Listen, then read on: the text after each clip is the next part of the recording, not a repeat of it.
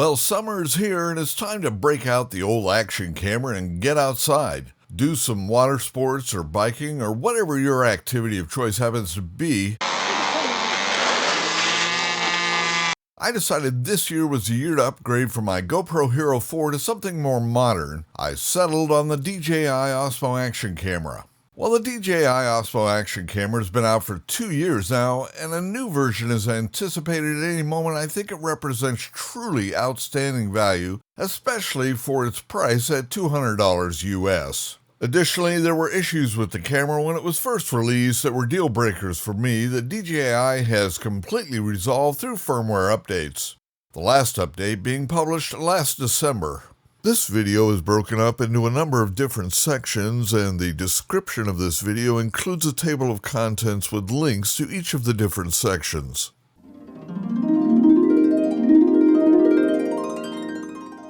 First of all, with all of the competition that GoPro has in 2021, why did I buy this camera?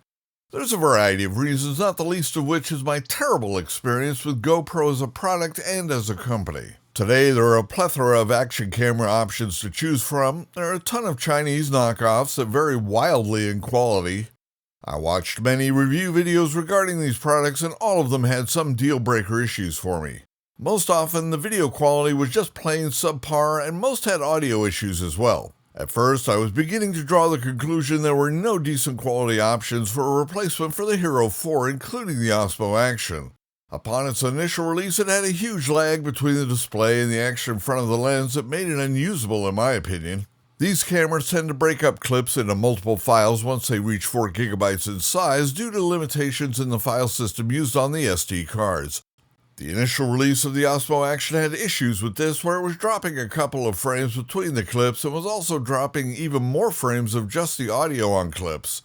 These issues constituted another deal breaker for me. No, God!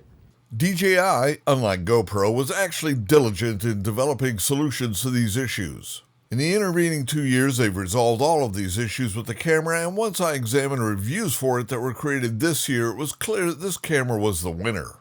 Even initial overheating issues were resolved through firmware updates. Very impressive. I've also owned another DJI product, a Phantom 3 Pro, that I've never had any issues with, and whenever I looked to DJI for answers on their forums, they were there and it was clear they actually cared. Once I concluded all of this research, I ordered the camera for $200 from B&H Photo. I also ordered the charging dock that comes with 2 batteries from Amazon for $40, and a tiny hard case from Amazon as well for $10. I've been using and testing the camera for 2 weeks, and this review is based on that experience. In terms of long-term durability, I looked at a number of reviews that were posted after 6 months to 1 year of ownership and found no reports of durability issues. Bear in mind, my point of reference here is the Hero 4, so that's what I'll be comparing this Osmo to in this video.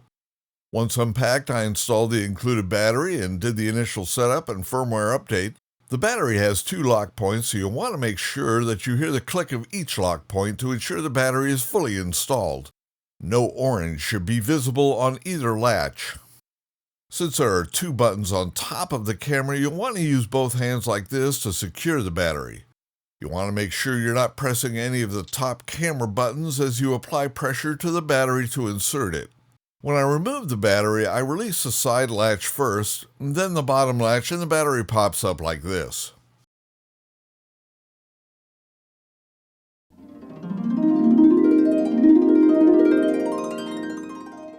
The power button is located on the top of the camera on the left side. Press of it will power the camera on. Pressing and holding it for 3 seconds will power the camera off. If the camera is on and you quickly press the power button, the camera will enter a low-power sleep mode. Another momentary press of the power button will restore the camera to its awakened mode instantly. This is handy if waiting for the camera to start up is taking too long. I have to say though, the startup time on this camera is very short compared to every other camera that I owned. After I finished the initial setup, the camera indicated it had 12% battery life. I opened the USB-C SD card access door on the side by pressing in on the button and sliding the door down. I find that using my thumb works best for this. Using the supplied USB-C to USB-A cable, I plugged the camera into an AC power source and let it charge to full. The LEDs will stay red until it's fully charged, and then they'll turn off so you know it's done charging.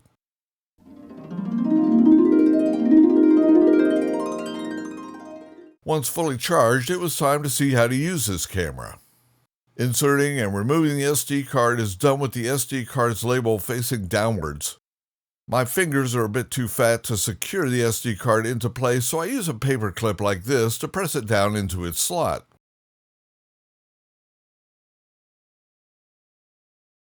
I also use the same paper clip to get it to pop up and be ready to be removed. Then I use some micro pliers like this to actually extract the card. This is the same as what I had to do on the GoPro as well. Make sure the door is closed properly, as this is part of the camera's waterproofing. I had read the PDF manual that was online, and while helpful, it lacks a description of most of the functions of the camera. Due to firmware updates, some of the manual is just plain wrong. From the exterior, we can see that the camera has a large glass cover over the lens. This is user replaceable in the event of loss or damage. Below this is a vent. This combined with the outer ring of the lens that acts as a heatsink or used for cooling the camera. Shooting at 4K 60 frames per second for any extended period will produce a fair amount of heat, so be careful touching this vent or the glass cover after running the camera for a while. To the left of that is the front-facing display. This is great for vloggers, etc., but it's not a touchscreen and it's for display only. You can have the front screen active or the rear screen, but not both. The camera is shipped ensconced in this plastic frame that includes a set of GoPro-style mounting fingers. I was able to use the camera on all of my existing GoPro mounts. On the right side of the camera is a vertical slot that contains a speaker and a mic. The opposite side has a USB-C SD card access door and the mode quick switch button that I'll cover more about later. The top of the camera has the power button and record buttons. Additionally, the lock for the camera's frame is located up here.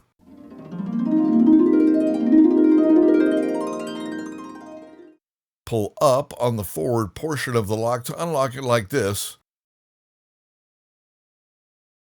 Then lift the clamp out of the way. You can open the back of the frame and remove or insert the camera. Reverse this to relock the frame. The back of the camera contains only a touchscreen that allows you to frame your shots, as well as to access menus to change the camera's configuration. The camera is waterproof to 11 meters or about 36 feet. As such, make sure if you replace the front lens glass with a filter or anything else, you'll want to ensure the replacement is also waterproof. Additionally, the side door that covers the USB-C SD card access is removable, so you need to ensure that it's installed and closed, as well as ensuring the battery is properly installed before you submerge the camera. In terms of battery life, I was getting about 1 hour shooting at 4K 60 with 1 minute display shutoff enabled. I was getting about 2 hours doing a time-lapse in 4K of one frame every 30 seconds. I also wanted to point out that before you charge your battery, you should let the battery cool down to room temperature first. This will ensure a long life for the battery. Charging them while they're hot shortens their life. And speaking of heat, remember that if you're shooting at high frame rates, the camera will heat up and the lens ring can get pretty hot, so be careful there. A final tip for extending the life of your batteries is to number them and rotate through them in order. For example, I have 3 batteries and I've written a number on each of them so I can make sure they're all getting used equally. You can also remove the USB door if you like. It's easiest to perform this task with the camera supplied frame removed. Once you open it by pressing the button and pushing down, just lift it open and keep moving it up until it pops out of the case. Don't forget to put it back on by reversing this procedure before you expose the camera to water, since the door is part of the waterproofing. On the left side of the camera is a quick switch button. This allows you to quickly switch between custom setups that you've defined or any number of modes that the camera offers. It also allows you to switch a display from the back to the front and vice versa. According to the manual, a single press of the button brings up the mode switch menu, and pressing and holding the button will switch screens. Firmware updates have changed this slightly. After a single press and quickly scrolling the menu, we can see that the first menu option here is to switch to display. This is followed by icons that represent the modes available on this menu. In the upper right of the screen is an ellipse that you can tap. This will allow you to add or remove elements from this menu. As you can see, the list is pretty extensive. The upper left has an arrow that you can tap to dismiss this menu and return to the quick switch menu, and the upper right has an X that you can tap to return to the camera display. A quick single press of the button brings up the menu for a fraction of an instant, and then it switches screens because the first element is a switch screen element. Multiple quick presses of the button allow me to select a different mode without switching the screen. If I press and hold the QS button that the manual says will perform a screen switch, instead the camera will play the last media clip that I had stored on the SD card. This was added in a recent firmware update to make it easier to review your last clip or still while you're underwater.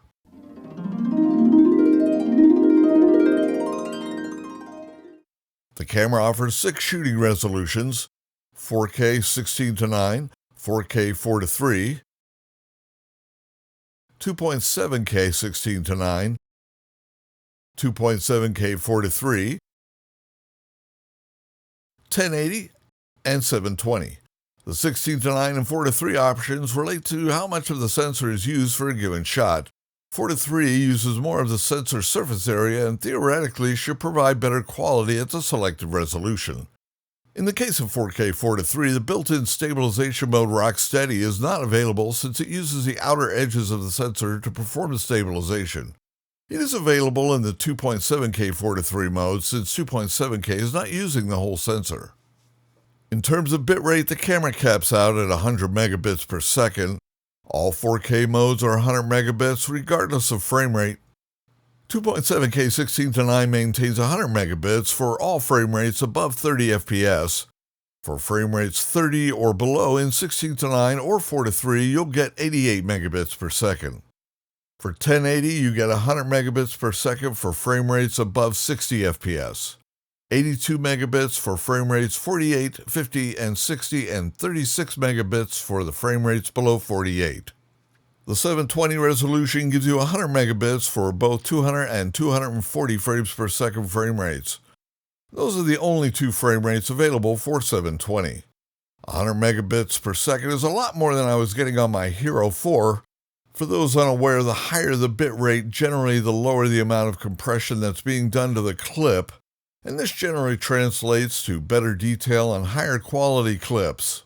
Video compression systems always throw away a certain amount of visual data in favor of reducing the amount of data that the camera or device in question has to push around, as well as to ensure that file sizes remain manageable. For example, my Hero 4 caps out at 60 megabits per second. In a 4K super wide 24 FPS shot for 90 seconds, it produces a file that's about 700 megabytes in size. A similar clip on the Osmo using 4K 24 FPS and a 90-second clip produces a file that's almost 900 megabytes in size. It's just something to keep in mind with the Osmo. The Hero 8 was the first of the GoPro cameras to use 100 megabits per second at 4K. The new Hero 9 continues that cap of 100 megabits for 5K.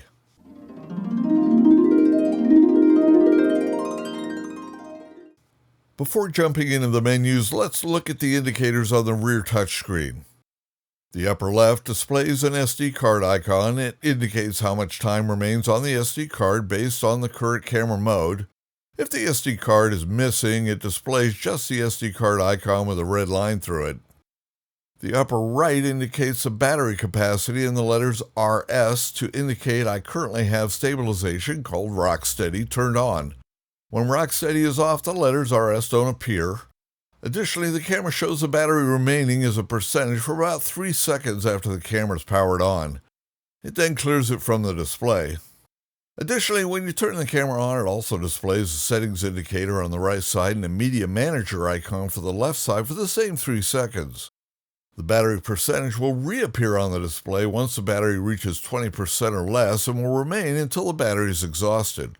At 10% battery, you get a black and red banner across the top of the display like this. The camera supports using a log-style color space so you can use the maximum dynamic range of the camera in post-production. This is not the same as HDR, which I'll cover in just a few minutes. The lower right will display DE Cinelike when this feature is turned on. The bottom center of the display indicates details specific to the current mode of the camera. For example, in video mode, it will display the current resolution and frame rate. The lower left has an icon that indicates the current mode the camera is in, such as regular video or stills mode, etc. Currently, the camera is in regular video mode, so it shows a video camera icon.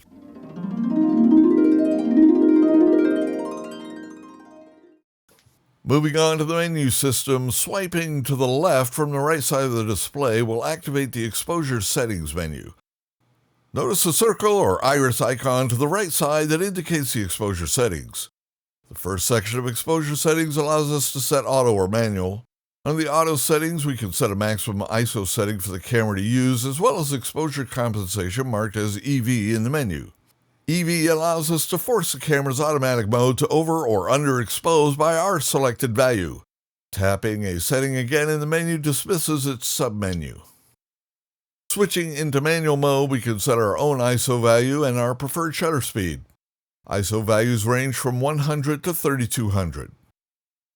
Shutter speed ranges from 2 seconds to an 8,000th of a second, a very nice range. With video, shutter speeds are typically twice the frame rate or as close as you can get, so for 24 FPS you might choose 50, since 48 is not an option. 120 frames per second you might choose 240, and so on.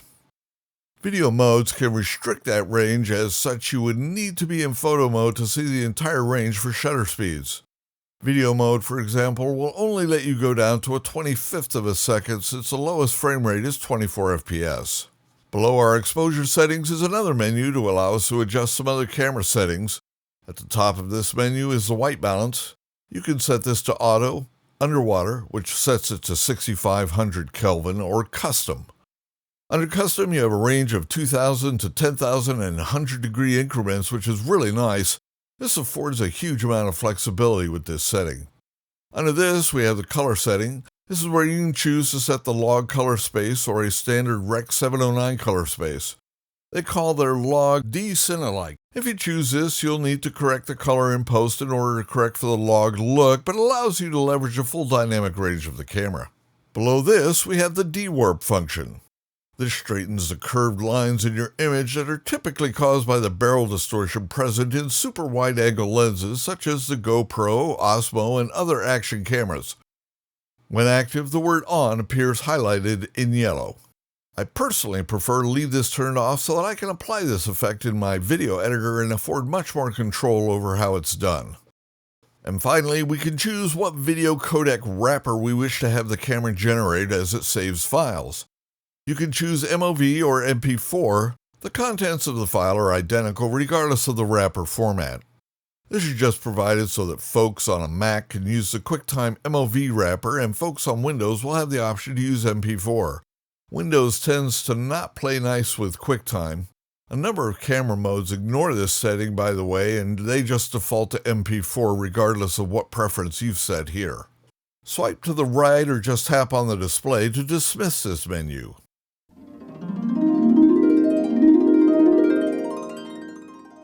In the lower left of the display is an icon that depicts the current mode that the camera is set to. It also allows us to choose what mode we want to use. Mine is displaying a little movie camera right now, and this indicates we're in normal video mode. Tapping on it brings up a list of options, as you can see here. At the top, we can select from 3 categories: video, photo, and custom. Video gives us loop recording, slow motion, HDR video, regular video, time-lapse, and hyperlapse. I'll go over these modes as we progress through this video. You change the mode by swiping left or right until the appropriate mode is displayed in the center. I'll choose hyperlapse here and then dismiss the menu by swiping up.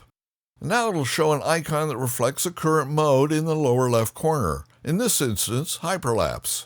Returning to the mode menu, I'll choose photo mode, and now I can select from automatic exposure bracketing, regular photo mode, burst mode, and timed exposure mode.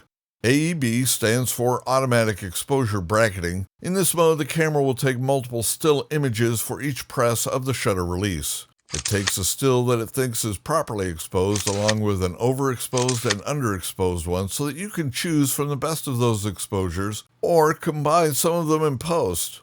Swiping up from the bottom of the display while in AEB mode will allow you to select the aspect ratio of the still set as well as the number of frames to expose and the amount of exposure compensation you wish to apply. Lastly is custom mode. As you can see, I have two custom modes defined. I created these using the control center menu that will be discussed in a moment. You can configure the camera with whatever custom settings you like and save it as a custom setting like you can see here and recall that configuration at any time. It's a very slick feature. If you change any settings while a custom mode is active, the camera will exit that custom mode and go back to the generic mode most appropriate. So if my custom mode is a video mode, you'll be returned to the normal video mode and so on.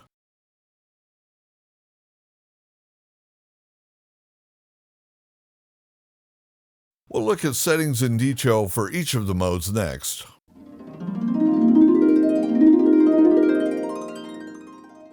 Swiping up from the bottom of the display activates the mode settings menu.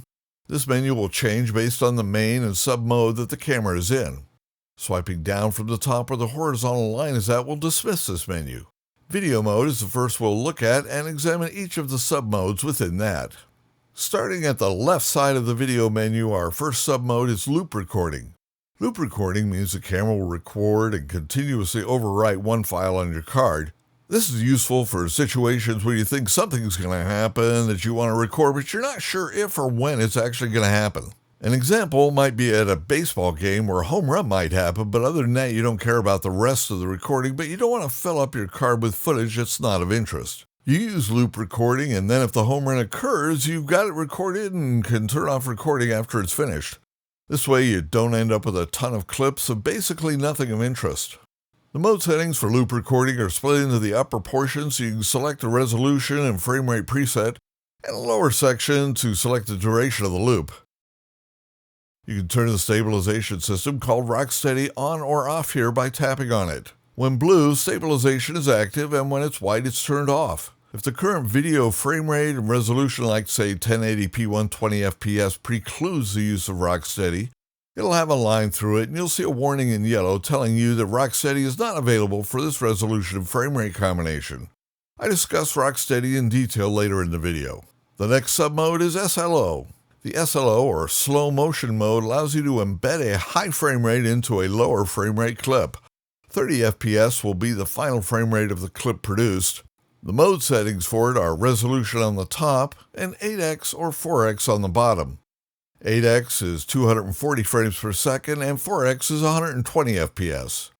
To demonstrate this, I'll record a clip in 120 FPS 1080p and wave my hand in front of the camera like so. Now I play the clip back using the Media Manager, and as you can see, no slow motion is visible. If I bring the clip into my editing suite and play it back, the same thing happens. I have to tell my software to interpret the clip as 30 FPS. Now you can see the slow motion. I'll repeat this using the SLO feature and again record my hand in 1080p at 4x to get 120 FPS. Now when I play the clip back in the Media Manager, as you can see, it's in slow motion. This is also true in my editing suite. I can just drop the clip into a timeline and it will play back in slow motion without the need to change its frame rate settings.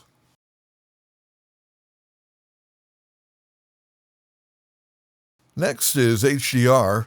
For HDR, the mode settings are split between resolution on the top and frame rate on the bottom. Notice that there are much fewer options when using HDR video. Rocksteady stabilization is not available in HDR. I'll discuss HDR in detail in just a bit.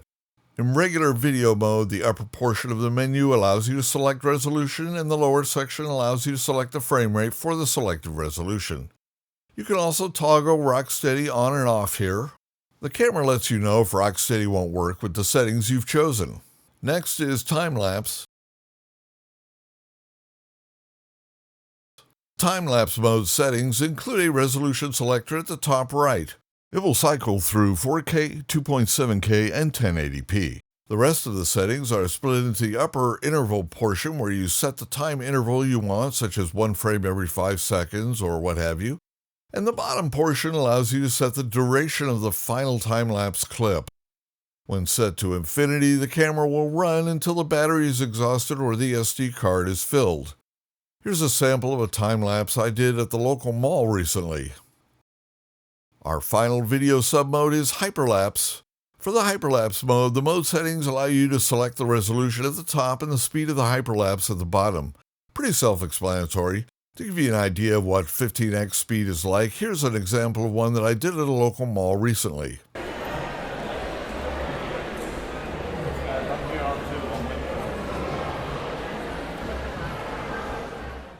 In photo mode, our first submode is AEB. With AEB selected, you can set an aspect ratio setting of either 16:9 or 4:3. This is true for all of the still image modes. 16:9 will give you a still image size of 4,000 pixels wide by 2,250 pixels tall. 4:3 will give you a slightly higher resolution by increasing the height to 3,000 pixels. Once you've selected the aspect ratio, you can select the number of frames to bracket and the exposure compensation to apply to each still taken as the AEB set. Next is regular photo mode. Its settings allow you to select the aspect ratio in the upper portion of the mode settings and to set a self-timer value in the lower section. Self-timers are typically used when the photographer operating the camera needs time to get themselves into the frame before the photo is taken.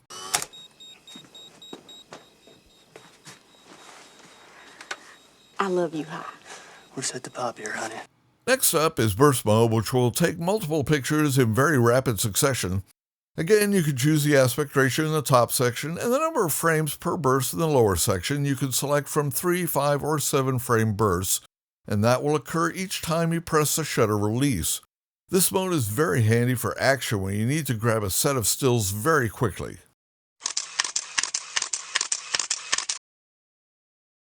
Our final sub-mode for photos is timed mode. Using time mode, you can set a time value to indicate how often you want the camera to take a still, from 1 still every half a second to 1 still every 125 seconds. The camera will continue to take stills at the specified interval until you press the shutter release to stop it, the battery is exhausted, or the SD card is full. Using time mode, you can create a time lapse that's much higher quality than the video modes if you're using RAW plus JPEG, and I'll discuss the RAW plus JPEG mode in just a moment. That's it for still photo modes. I wanted to mention a few things about this mode before we move on to the custom mode settings section. By default, the camera saves still images as JPEG files. You can set the camera to save them as RAW file in the Adobe Digital Negative format, or DNG. It'll save both a JPEG and a DNG file. The DNG files are larger but afford you greater latitude in post for adjusting the final image. While you're in photo mode, you can invoke the exposure settings menu by swiping from the right side of the camera's display. In the lower portion of this menu where the camera icon is, you'll find the option to set JPEG only or JPEG plus RAW. Once the RAW option is set, the touch display on the Osmo will display J plus R in the lower right corner of the screen to indicate that this setting is active. The media management system will also indicate this setting at the top of any stills that you're reviewing. Our final top-level mode is custom, and the mode settings menu will provide a set of options that is appropriate to the main mode that the custom settings are using. For example, in my custom video mode, it shows resolution and frame rate along with Rocksteady. In my still photo custom setting, it shows an aspect ratio and a self-timer value.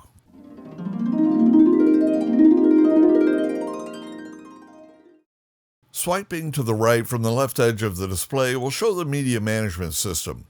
If the SD card is empty, the camera will indicate this and you won't be able to use this feature. This is a surprisingly sophisticated media manager built into this camera. The first media element is shown as the most recently recorded. Both stills and video can be viewed here. Continue swiping to the right to view older media. When viewing a still, you'll see the camera settings across the top of the frame unless it's an AEB or automatic exposure bracketing sequence. An AEB sequence displayed here will indicate the number of frames for that sequence at the top of the frame instead of the settings. If it's a single image, you'll have a rectangle next to the aspect ratio in the bottom center. An AEB sequence will show this as a bisected rectangle with a plus and minus indicator. A burst sequence will indicate the number of stills for this burst at the top center of the screen. The bottom center will have what appears to be a stack of rectangles to indicate the burst. If it's a video, you'll see a duration indicator at the top of the display.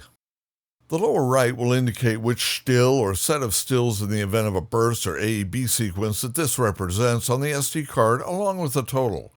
This indicator counts burst and AEB sequences as a single element. So if you had, say, 20 still bursts and a 5 still AEB sequence and that was it on the card, this indicator would show 2 and not 25. Videos count as one element as well. If you're looking at an AEB image or burst where the display is indicating multiple files present at the top center of the screen, the browser will treat this as a single element, so when you swipe left or right, you won't be able to examine the individual images that make up the AEB or burst. To examine the images within a given set, tap on the bottom center and you'll be presented with a sub-browser that allows you to examine the individual images that make up a particular set on the SD card. Swipe left and right along the bottom where the thumbnails are displayed to navigate the set of images. The checkbox in the upper right allows you to select any of the images within the set so that you can delete them. Tap the upper left side of the display where the left-facing arrow is to dismiss the sub-browser. A video will display an arrow in the middle of the screen. You can tap on that to start playback of the video. Once playing, you can tap the video again and a pause icon will appear, and then you can tap on that to pause the video. The lower left has a heart icon so that you can favorite media that you're happy with. This can be used later for filtering out media based just on the ones you've hit the like on. The upper right has a trash can icon to allow you to delete the currently viewed media. Tapping it will bring up a confirmation screen to allow you to cancel the deletion if you change your mind. In the upper left is a thumbnail view switch. Tap on this and you can look at and manage multiple media elements at once. The camera will also let you filter by media type at the top. Tapping on a thumbnail brings that media up full screen. Returning to the multi-thumbnail view, the camera puts you right back where you left off. The camera will also let you filter by media type at the top. You can select multiple media elements by tapping the checkbox at the upper right of the display.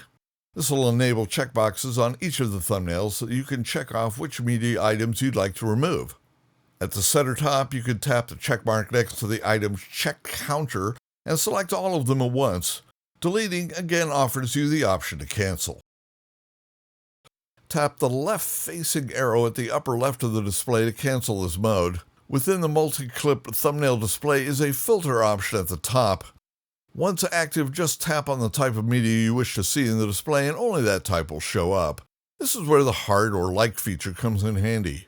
You can filter by any of these categories here. Bear in mind that photo will count AEB and burst as a single element, so there may be more images than you think on the card. Note that instead of saying all at the top, it now reflects your filter choice. To turn off the filter, just tap the filter at the top again and reset it back to all. Additionally, when you exit and return to the Media Manager, the filter will automatically reset to all. Tapping the X in the upper left of the screen while in this mode will return you to the camera's display and dismiss the Media Manager. On the main Media Manager screen, swiping to the left will dismiss the media management system.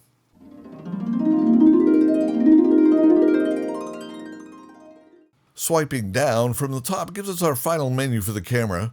The upper left allows you to save custom setups on the camera.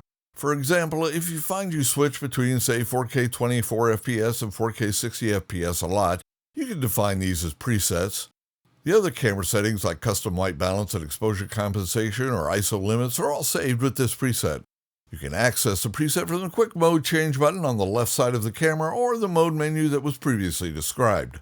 Tapping on the plus icon allows us to create a new numbered custom preset like this. If you swipe and bring up a previously created custom setup, you'll be offered the option to delete it here. Tap the arrow in the upper left to return to the options menu.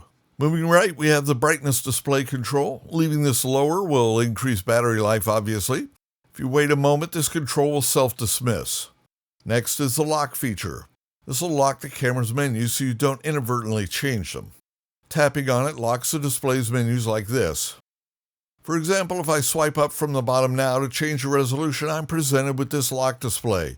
It indicates that the menus are locked, and to unlock them, just swipe up again when the lock is displayed and you'll unlock the menus.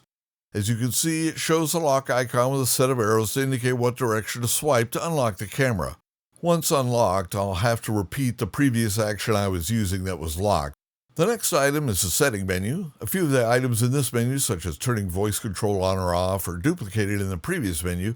We'll cover those in a moment. This menu consists of 19 items broken into 2 sections, quick actions, and general. Note that if you invoke a submenu from this top menu level, the upper left of the screen will have an arrow pointing to the left that allows you to accept your changes and move back up one level in the menu system. The upper right contains an X that will accept your changes and exit the menu system altogether, returning you to the camera's display. Voice control allows us to control a few functions of the camera via voice. Tapping on this option invokes a submenu that offers an on and off toggle for the feature, a language selector that offers 2 choices, English and Chinese. The last item lists all of the available commands that you can use. There are 5.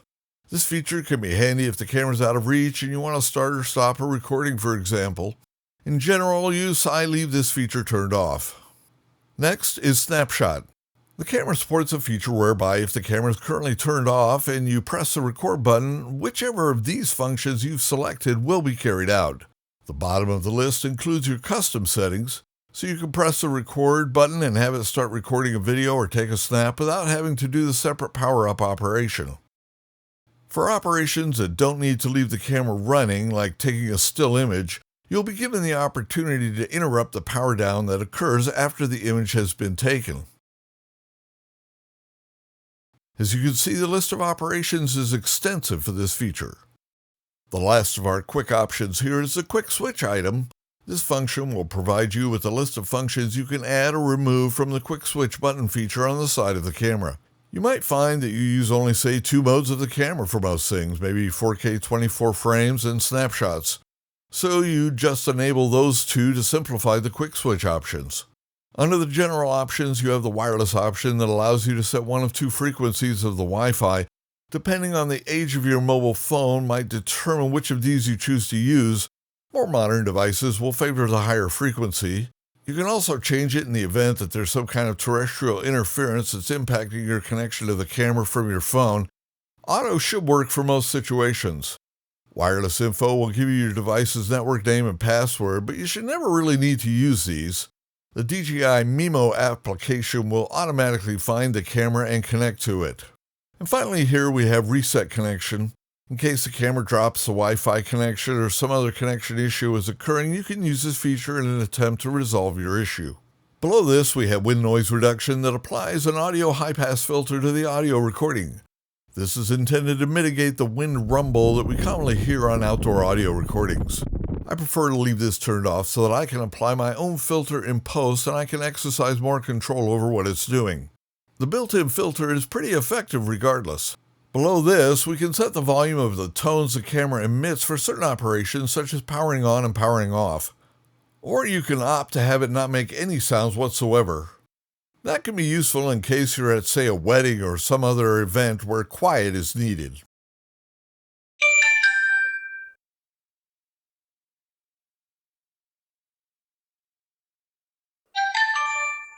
Face-oriented exposure makes the camera use face detection, then it tries to ensure that faces are not too dark or too far in shadows so you can see the faces clearly.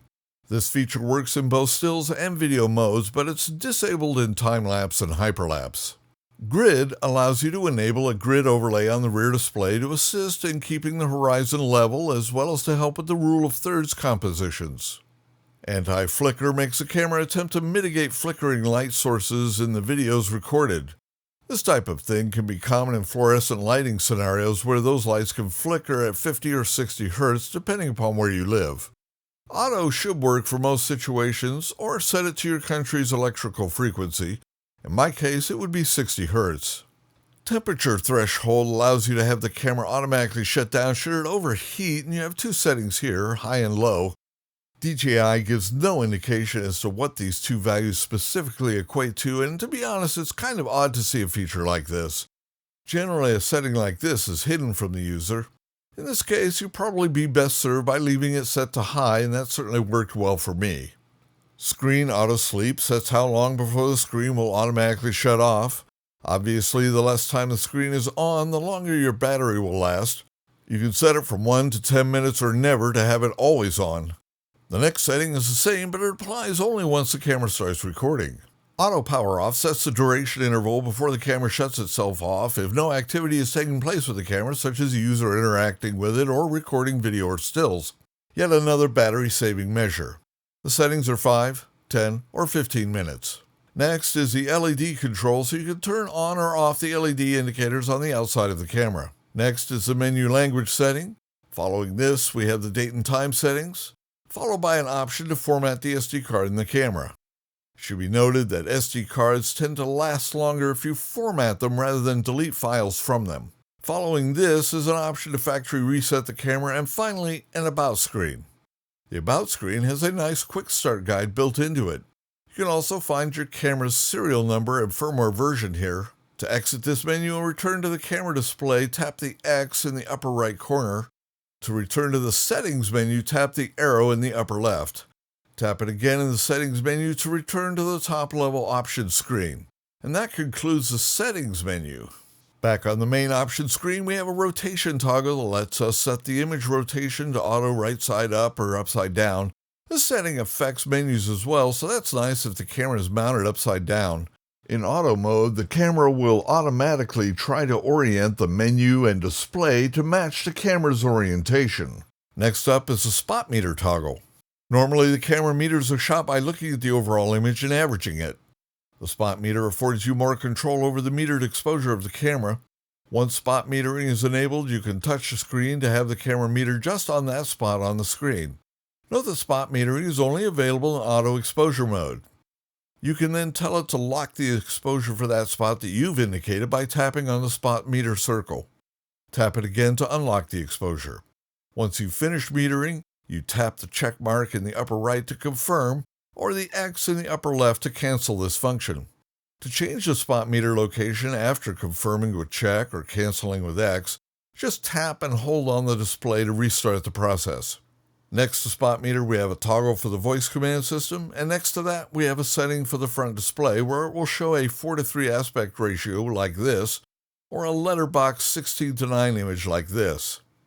Okay, that wraps up all of the on-camera menu systems and associated features. It's certainly very feature-rich. Let's move on to the HDR feature and look at that in detail. Using the quick switch button on the left side of the camera or the mode menu in the lower left of the touchscreen, we can select HDR mode under Video. HDR stands for High Dynamic Range, and it's not available for stills, only for video. As a quick aside, dynamic range is a measure of a camera's ability to expose for highlights and shadows at the same time. Consider this still image here. It's taken in relatively low light indoors and shows a set of entry doors. Now, if we open one of those doors and expose for the outdoor sunny day, you can see that everything inside has gone black and we can no longer see any detail. This illustrates the lack of dynamic range that the camera used to take these pictures. All cameras are limited in this regard just as your eyes are, but through the magic of software, cameras can take two images and combine them to create what is known as an HDR image. Here, the image of the properly exposed interior is combined with a properly exposed exterior to produce a hybrid image with an impossibly large dynamic range. The Osmo Action can apply this technique to video where it takes 2 frames of video, one exposed for the shadows and one exposed for the highlights, and combines them on the fly. As such, the additional processing of the image takes time for the camera to do, so it limits us to 30 FPS max and 16:9 video modes only. You cannot use it with 4:3 video modes.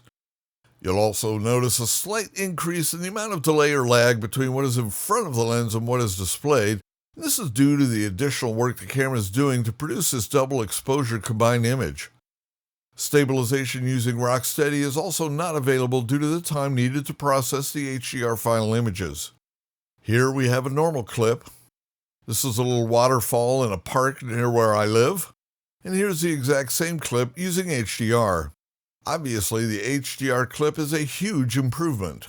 A side effect of using HDR on this camera is the fact that it ignores the file container preference for MP4 and MOV. Regardless of your setting, HDR will always be recorded in an MP4 container.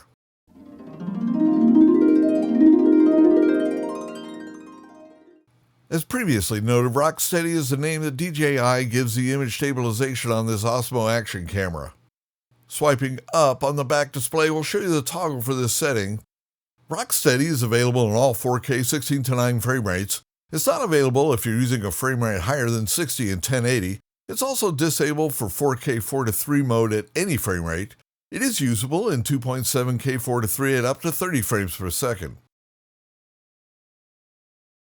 It should also be noted that when Rocksteady is enabled, the camera crops in on the sensor so that it has room to reframe the stabilized image. You can see how much of the image is getting cropped in here. As a side note, you should turn off Rocksteady if the camera's on a tripod or locked down in a fixed position for best results. Rocksteady is another feature that requires a camera to perform additional processing as it's recording, which is why it has a frame rate and resolution limitations as noted previously. You'll also notice a slightly longer lag time between what is in front of the lens and what you see on the display, but the additional lag is very minimal. Generally, Rocksteady works very well. In this clip, I'm just walking normally, and you can see there's a lot of shake in the image. Turning on Rocksteady, the image is vastly improved in terms of steadiness, but Rocksteady struggles with side-to-side weaving that's induced by the normal human walking pattern. I'm working on a method to overcome the side-to-side weaving that I see in a lot of Rocksteady shots. If I do come up with a solution, I'll publish a tutorial on how to fix this issue in post on this YouTube channel.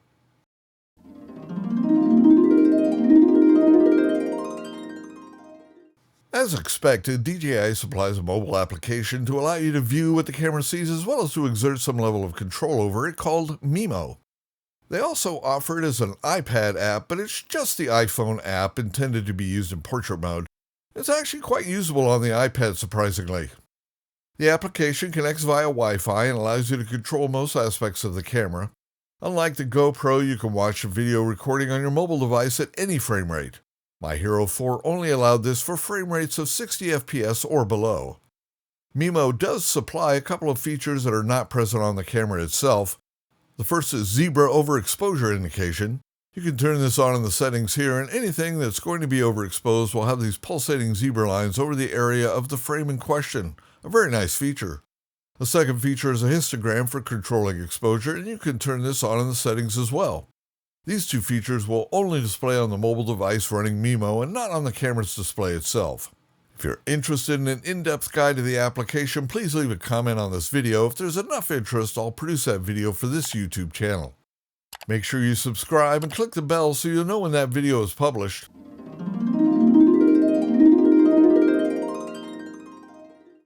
Let's move on to the actual testing of the camera.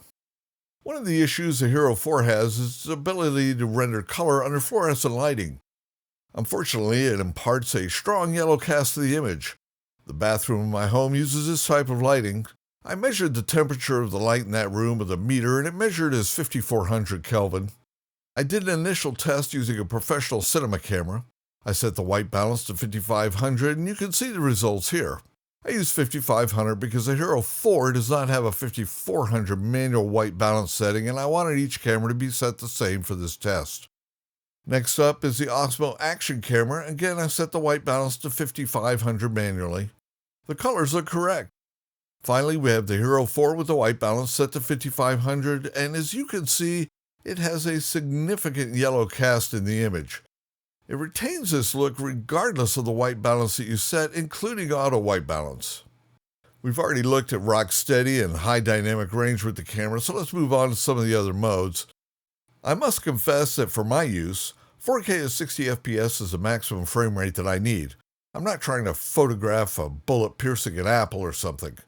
My slow motion needs tend to be folks playing sports like softball or folks just walking around. I'll use this little waterfall area in our local park so we can check out some of these resolutions and frame rates. I won't go through all of the frame rates, just the most commonly used ones, and we'll test the HDR capabilities as well. Rocksteady is turned off during these tests since we're on a tripod. I'll let them play with some music. Each clip will have titles so you can see which clip is which. Since this video is published in 4K, the 2.7K, 1080, and 720p clips have been scaled to 4K using DaVinci Resolve's AI Superscale technology.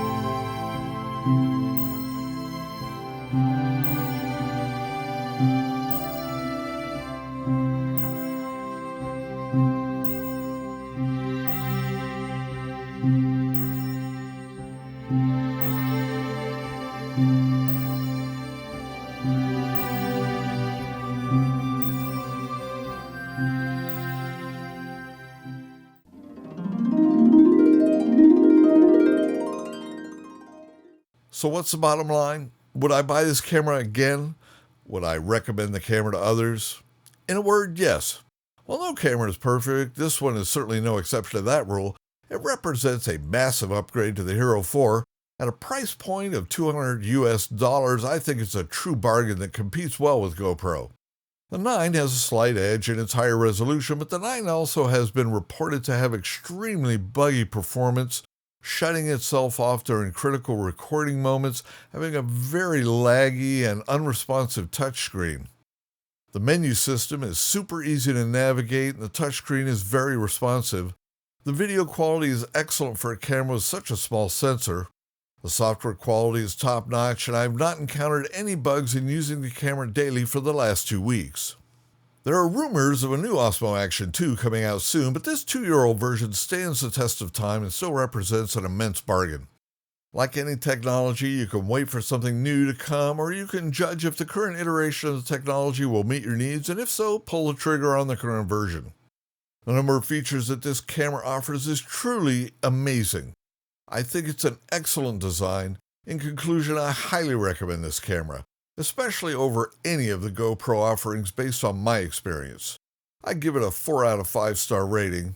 This is the 1-2 punch that GoPro needs to get off their butts and start making something of actual value. That's it for this guide and review video. I think I've covered everything this camera has to offer.